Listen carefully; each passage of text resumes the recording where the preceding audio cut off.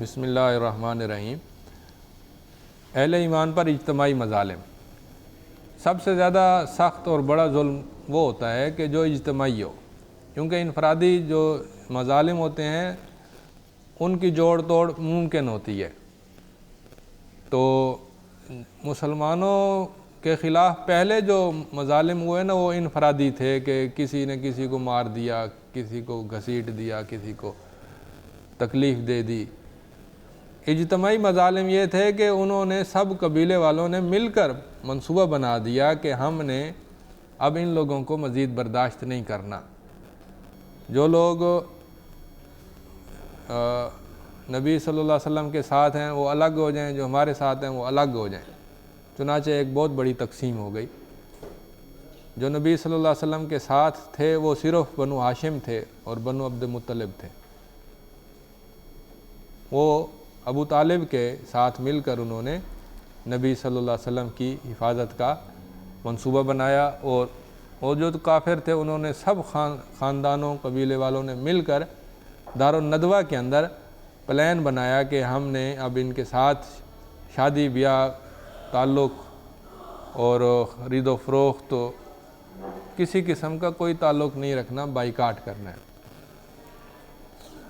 تو یہ تھا بائیکاٹ۔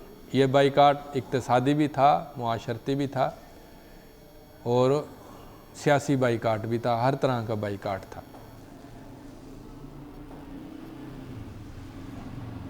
تو اگر ہم اس قسم کا بائیکاٹ اگر ہم دیکھیں نا آج کل کے دور میں، تو آج کل کے دور میں اس قسم کا بائیکاٹ نہیں ہے، لیکن ایک آدھی صدی پیچھے چلے جائیں تو ایسے بائیکاٹ تھے۔ مثلا امریکہ کے اندر نا کالوں پر بڑا ظلم ہوتا تھا۔ کالے ہوٹلوں کے باہر لکھا ہوتا تھا کہ اس ہوٹل میں کالوں کا اور کتوں کا آنا منع ہے۔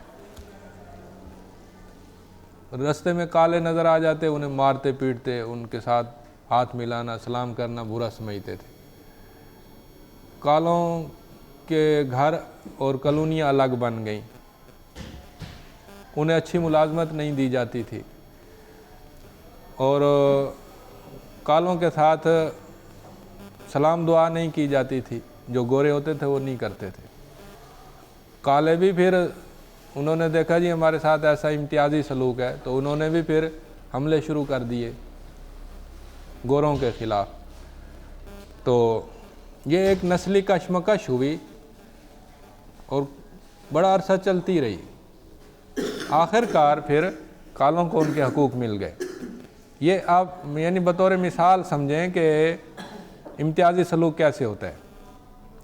انگریز جب برطانیہ نے جب بر صغیر میں حکومت کی تو مسلمانوں کے ساتھ بھی بائیکاٹ کا سلوک کیا گیا، یعنی ہندوؤں کو نوازا گیا، ملازمتیں دی گئیں اور اقتصادی سہولتیں دی گئیں، کاروبار کی سہولتیں دی گئیں، ان کو خصوصی طور پر نوازا گیا، لیکن مسلمانوں پر مظالم کیے گئے۔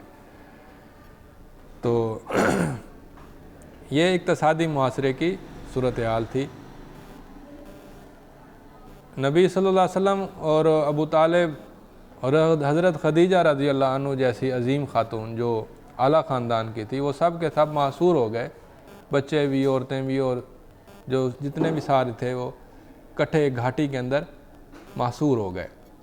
تو انہیں کھانے کو کچھ نہ ملتا، درختوں کے پتے کھاتے، چمڑے کاٹ کر کھاتے تھے، فاقے کرتے تھے، عورتیں اور بچے بھوک سے تڑپتے تھے۔ اہل مکہ باہر والے تاجروں سے ہر قیمت پر سامان خرید لیتے اور بنو ہاشم کو خریدنے کا موقع نہ دیتے تھے۔ تو یہ ظلم جاری رہا۔ ابو طالب نے بنو ہاشم کو اکٹھا کر کے نبی صلی اللہ علیہ وسلم کی نصرت کے لیے جمع کیا۔ تو بنو ہاشم کے جو کفار تھے انہوں نے بھی نبی صلی اللہ علیہ وسلم کی حمایت کی اور ان کے ساتھ مل کر مظالم برداشت کیے، اور نبی صلی اللہ علیہ وسلم نے بنو ہاشم کی اس خدمت کو ساری زندگی یاد رکھا کہ یہ وہ لوگ ہیں کہ جو کافر ہونے کے باوجود انہوں نے ہماری حمایت کی تھی اور ہمارا ساتھ دیا تھا۔ بعد میں وہ بھی مسلمان ہو گئے، لیکن ایک وقت ایسا تھا کہ جب وہ کافر تھے اور انہوں نے نبی صلی اللہ علیہ وسلم کے ساتھ دیا تھا، تعلق نبھایا تھا۔ تو ابو طالب بالآخر فوت ہو گیا مقاطع کے فوراً بعد، اور پھر وہ اسلام قبول نہ کر سکا۔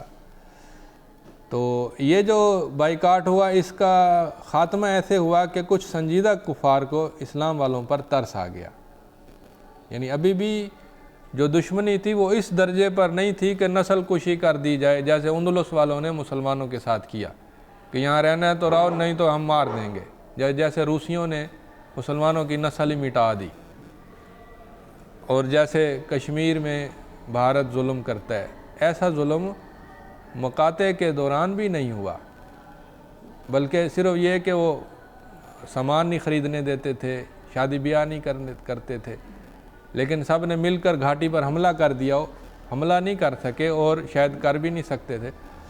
تو یہ صورتحال تھی مقاطع کی۔ مقاطع کے بعد جب مقاطع ختم ہو گیا تو ابو طالب بھی وفات پا گئے، حضرت خدیجہ رضی اللہ عنہ بھی وفات پا گئیں۔